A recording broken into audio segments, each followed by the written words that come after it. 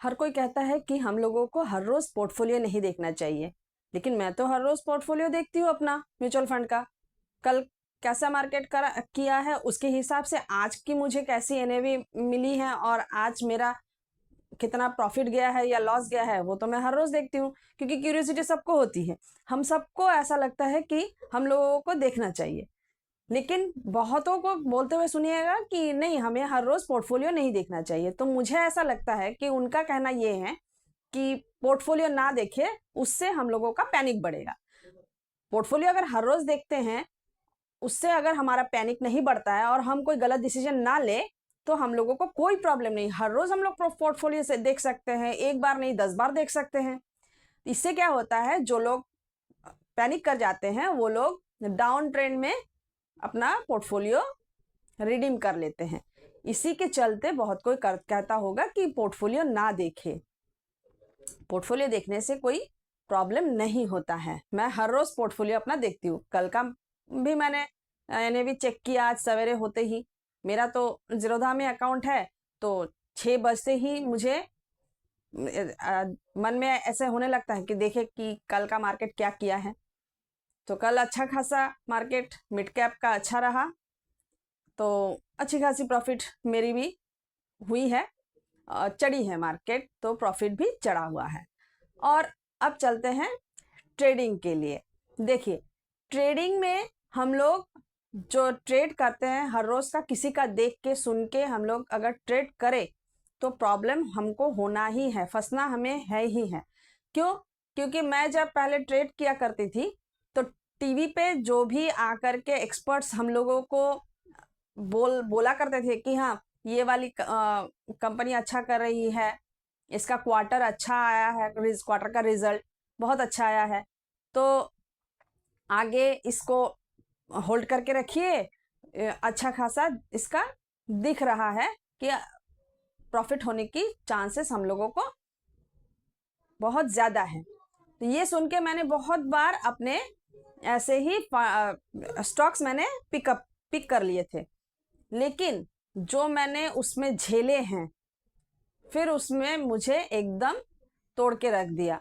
फिर बिल्कुल भरोसा उठ ही गया है कि ये लोग जो देते हैं टारगेट, क्या भरोसा कि उस दिन टारगेट दिए और हम लोग खरीद लिए और वो 2 दिन बाद या महीने बाद या 6 महीने बाद वो गिर के और ना चढ़े ही नहीं।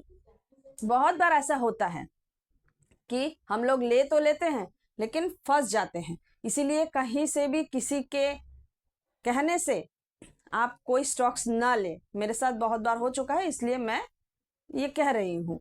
अब आपकी मर्जी कि आपको लेना है या नहीं, लेकिन मैंने देखा है कि उन लोगों को खुद को भी नहीं समझ में आता है कि मार्केट दिन में कैसे उतार चढ़ाव रहेगी मार्केट में। क्योंकि अभी मार्केट वो लोग कह रहे हैं कि हाँ, मार्केट चढ़ते हुए दिखी, तो शायद जब क्लोजिंग दे तो मार्केट चढ़ते चढ़ते यहाँ तक उसका जो टारगेट है मार्केट का यहाँ तक जा सकती है। हमेशा सुनने में आएगा कि हो सकता है, जा सकती है, गिर सकता है, सपोर्ट बना सकता है, रेजिस्टेंस तोड़ सकती है। सकता है या सकती है यही हम लोग सुनते हैं, गारंटी कोई नहीं देता है। इसीलिए किसी का सुन के स्टॉक में इन्वेस्ट ना करें। अगर जब तक आपको फंडामेंटल एनालिसिस करना नहीं आता है कोई कंपनी का, फिर भी कंपनी में क्या प्रॉब्लम आ जाए खुद को नहीं पता रहता है। कंपनी के जो बड़े बड़े प्रोमोटर्स होते हैं, होल्ड करके रखते हैं अपना शेयर, उन लोगों को भी समझ में नहीं आता, लेकिन हम लोग लेते हैं। क्यों? क्योंकि अच्छी खासी कंपनी है, बहुत बड़ी कंपनी होती है, नाम होता है उसका, बहुत सालों से कंपनी अच्छा कर रही है, तो ये सब बहुत कुछ देख के, फंडामेंटल देख के लिया जाता है। और स्मॉल वाला जो होता है स्टॉक, पेनी स्टॉक्स जो होते हैं, उसमें तो कोई भरोसा ही नहीं, कब गिरे, कब उसका पूरा लापता हो जाए, उसमें कुछ अर्निंग्स ना आए। तो आप देखिएगा मार्केट जहाँ के तहाँ ही पड़ी रहती है।